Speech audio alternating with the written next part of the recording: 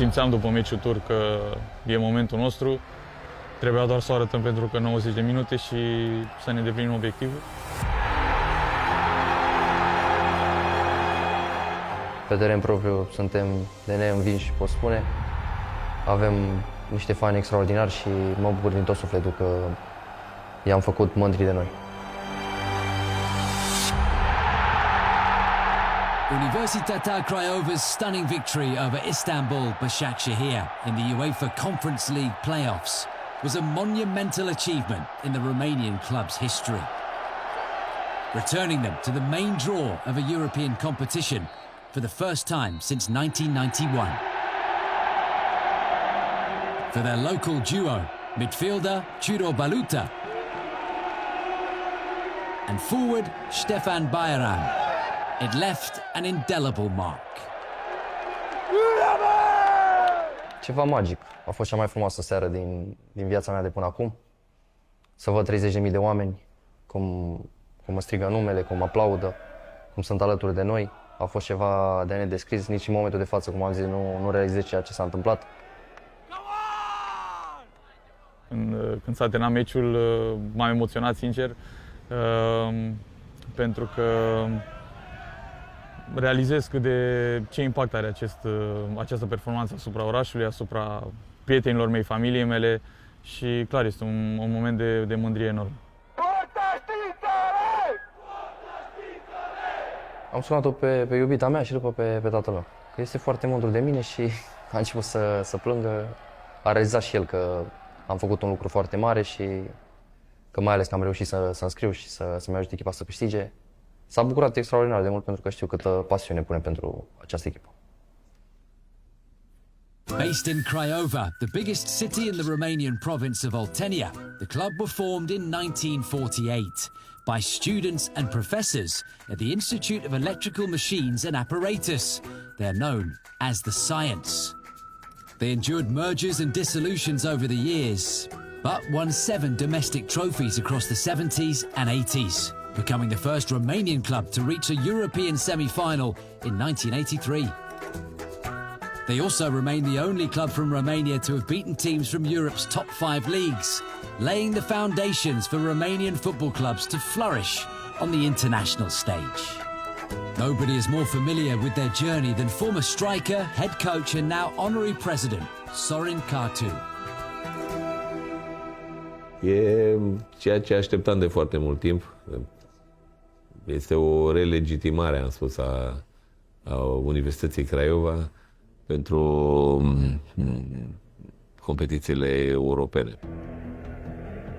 Și o spun sincer și cu tărie, așa că Universitatea Craiova a învățat fotbalul românesc la nivel de club. La nivel de club am învățat pentru cupele, ceea ce înseamnă cupe europene și performanța în cupe europene. Apoi a venit, eu știu, performanța lui Dinamo și a culminat, mi se pare, Dinamo a fost a doua cu semifinală și apoi a venit finala Stelei atunci când au câștigat finala. Deci o performanță supremă, deci e intrat.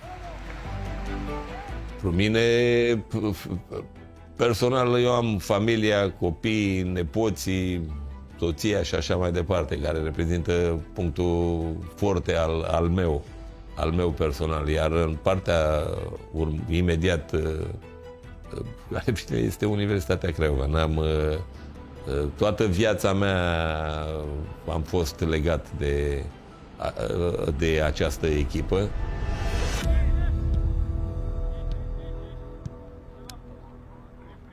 It's now up to the current generation of players to further their European legacy.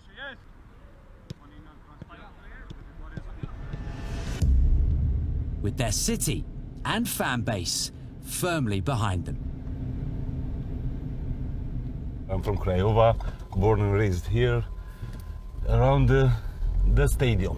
We had our experience in Europe, but it was 20, 30 years ago. We live from the memories. We want new, fresher memories. We want to make memories for us, for our children, for our nephews. That's what the kind of people that we are. For us, for everyone else, for our family, to enjoy, to have something to be proud of. that's what the club means for all of us. The guys from here, they are more than loved. We love all of them, but the local ones, they are ours. They are ours. We don't care about anything else. They are ours. They can do whatever they want.